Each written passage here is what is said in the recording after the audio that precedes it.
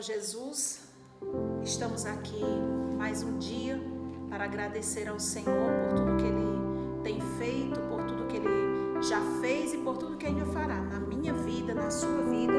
E eu quero trazer para você uma reflexão sobre a palavra do Senhor neste dia, sobre um homem muito conhecido chamado Naamã. E eu quero que você abra a sua Bíblia aí em 2 Reis, capítulo 5. Nós vamos ler apenas o versículo 10 a seguir, que diz assim: Então Eliseu lhe mandou um mensageiro dizendo: Vai, lava-te 7 vezes no Jordão, e a tua carne será restaurada e ficará limpo. Naamã, porém, muito se indignou e se foi, dizendo: Pensava eu que ele sairia a ter comigo, por-se-ia de pé, invocaria o nome do Senhor, seu Deus, moveria a mão sobre o lugar da lepra e restauraria o leproso. Amém? Querido, você que já é conhecido desta passagem bíblica ou que você não conhece, eu queria trazer à sua memória sobre a vida deste homem chamado Naamã. A Bíblia relata que ele era um comandante do exército do rei da Síria, a qual através dele Deus tinha feito muitos livramentos à Síria. Então ele era um homem de nome, um homem que chegava à presença do rei, um homem que tinha seus status, né, ali no Império Sírio. E nós sabemos e nós vemos aqui que este homem foi acometido de uma doença daquela época, uma doença incurável, a qual chamava-se lepra. E ele estava ali leproso, e ali no reino eu vou fazer trazer à sua memória um pouco da história desse homem, a qual ali naquele reino tinha uma jovem menina judia que estava ali na Síria como escrava, a qual ela fez lembrar que se Naamã conhecesse, o homem que existia em Israel, poderia ser curado daquela lepra. E nós vemos que ali Naamã foi falar com o rei da Síria, a qual o rei da Síria escreveu uma carta para o rei de Israel que atendesse a Naamã e assim fosse ele curado daquela lepra. E nós sabemos que esta carta chegou às mãos do rei de Israel, e o rei de Israel muito se indignou, porque jamais ele teria esse poder de curar ninguém, mas por ser um mandado de um outro rei, ele teria que fazer algo. E ele ali rasga as suas vestes, e ali nós sabemos que existe um homem chamado Eliseu, a qual era um homem de Deus, que fez muitas coisas grandiosas, Deus fez através da vida dele, e ele era sempre conhecido como um grande homem de Deus. Nós vemos ali que Eliseu ficou sabendo dessa atitude do rei de Israel e disse: olha, manda ter ele comigo, que ele verá que há homens de Deus em Israel, que o Deus de Israel existe. E nós sabemos ali que Naamã foi ao encontro de Eliseu, mas antes de chegar ao encontro de Eliseu, Eliseu já mandou Geazi ao encontro de Naamã para dizer que ele fosse ali no Rio Jordão, como diz aqui, no Rio Jordão, e mergulhasse 7 vezes, que a carne dele seria sarada, que ele ficaria limpo, que ele seria curado da lepra. E nós vemos que Naamã muito se indignou. A Bíblia fala que Naamã ficou indignado e se foi, não quis fazer essa ordenança, porque bem ele diz aqui no versículo 11, a qual nós lemos, que Naamã, ele se porta de uma forma muito, muito ruim, que ele diz assim: eu pensava que ele iria chegar e ia pôr as mãos sobre mim, iria fazer uma oração, invocar o nome do Senhor.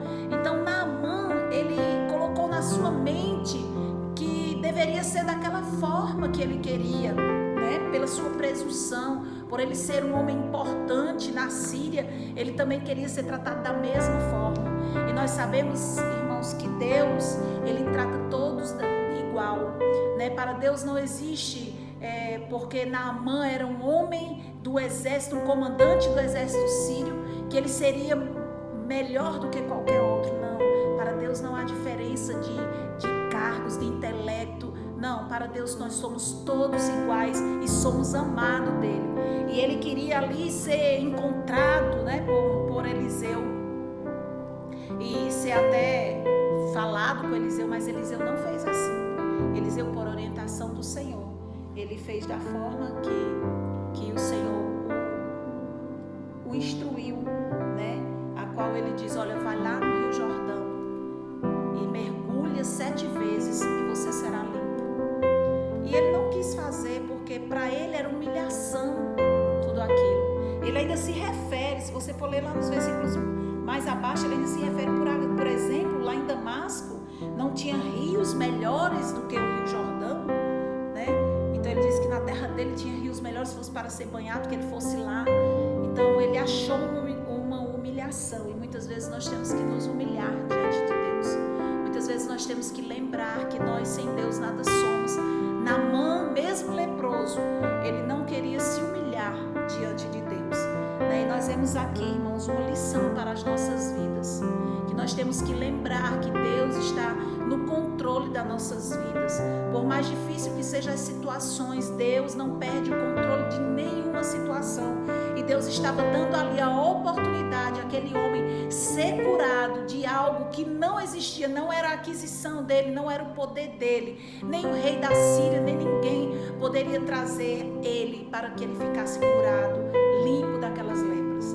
Mas o Senhor Deus, Criador dos céus e da terra, ele tem todo o poder. E assim, nós vemos ali que os servos de Naamã disseram: olha, se ele tivesse pedido uma grande coisa, o Senhor não teria feito, então vá lá e faça, né? E ali o coração daquele homem se quebrantou e ele voltou atrás e foi ali no Rio Jordão, mergulhou as 7 vezes e saiu dali sarado, limpo das suas lepras.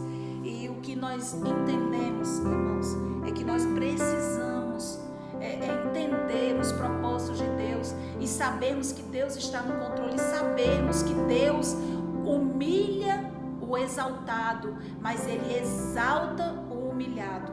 Então o Senhor, ele tem poder de fazer aquilo que se apraz em nossas vidas. Então entenda, eu não sei qual é a situação da tua vida que você está passando. Às vezes você acha que está sendo humilhado, às vezes você acha que está passando por uma situação muito difícil, mas eu quero te dizer, continua confiando no Senhor Jesus, porque ele não perdeu o controle da tua vida, ele não perdeu o controle da situação. Nós vemos o Brasil, o mundo no caos, e Deus continua, não perdeu o controle de nada. Ele continua no controle, ele sabe o momento certo que vem a findar todas as coisas. Ele sabe o momento certo de dizer basta, para, chega, acabou. Ele sabe esse momento. Nós não sabemos. Nós temos, nosso intelecto é muito pequeno para entender as grandiosidades do Senhor Jesus, do Senhor Deus. Da mesma forma que os discípulos ali, eles não entendiam por que Jesus tinha que morrer, sendo ele o Filho de Deus, sendo ele o Salvador. Mas existia um propósito maior, era para que eu e você fôssemos salvos, livrados da condenação eterna.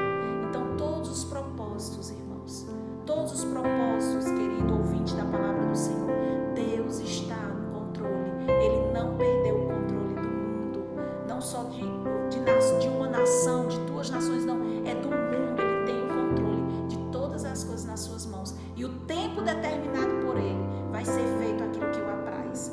E eu quero que você lembre sempre dessa palavra, que o Senhor não perde o controle de nenhuma situação. Deus, ele tem o mundo na palma das suas mãos. Ele tem a minha vida e a tua vida na palma das suas mãos. Então confia nele e ele tudo fará, assim diz a palavra do Senhor. Você que crê nesta palavra, continue confiando e sabendo que a tua vida, Deus está no controle. Amém? Que Deus te abençoe. Eu quero orar ainda com você nesse dia. Pai, em nome do teu Filho amado, nós estamos aqui e queremos te agradecer, Senhor, por esta palavra. E queremos, meu Deus, continuar confiantes, ó Deus, que o Senhor está no controle de todas as coisas, porque tu jamais, Senhor, tu jamais perderá o controle da humanidade, Senhor. E nós sabemos, ó Deus, que nós somos as primacias da tua criação, Senhor. E E nós sabemos, ó Deus, que Tu, Senhor, deu a vida por cada um de nós. Nós que ainda estamos aqui, Senhor, por aqueles que já partiram, Tu continua, Senhor Deus, amando da mesma forma. Pai, em nome de Jesus, abençoa as famílias, abençoa aqueles que estão nesse momento, Senhor, desesperados, sem saber para onde ir, o que fazer, seja com as suas finanças, seja com a sua vida espiritual, com a sua vida financeira, seja com a sua vida sentimental. Pai, tudo entregamos nas Tuas mãos, porque sabemos, ó Deus, que Tu fará no Teu tempo, no teu momento, Senhor, no tempo determinado por Ti, o melhor para cada um daqueles que creem e confiam em Ti. Senhor, nos dá entendimento, continua falando, operando em nossos corações, Senhor. Toma, meu Deus, as autoridades, Senhor, em nome de Jesus, toma as lideranças, Senhor, do nosso país, das nações, Senhor. E eu sei, meu Deus, que Tu fará conforme a Tua vontade, no tempo determinado, Senhor Jesus. E nos dá graça, Senhor, para continuarmos perseverando na Tua presença, crendo e confiando em todo o tempo, meu Deus, em Ti, Senhor, porque Tu és o autor e consumador da nossa fé.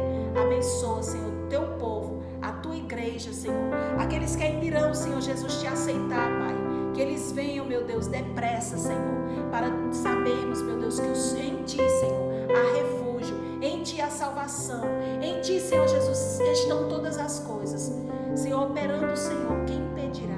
Senhor, nós Te agradecemos, meu Deus, pelo Teu amor, pela Tua misericórdia, por ter nos dado, Senhor, o direito, meu Deus, de sermos feitos Teus filhos, ao crermos em Ti e na Tua palavra.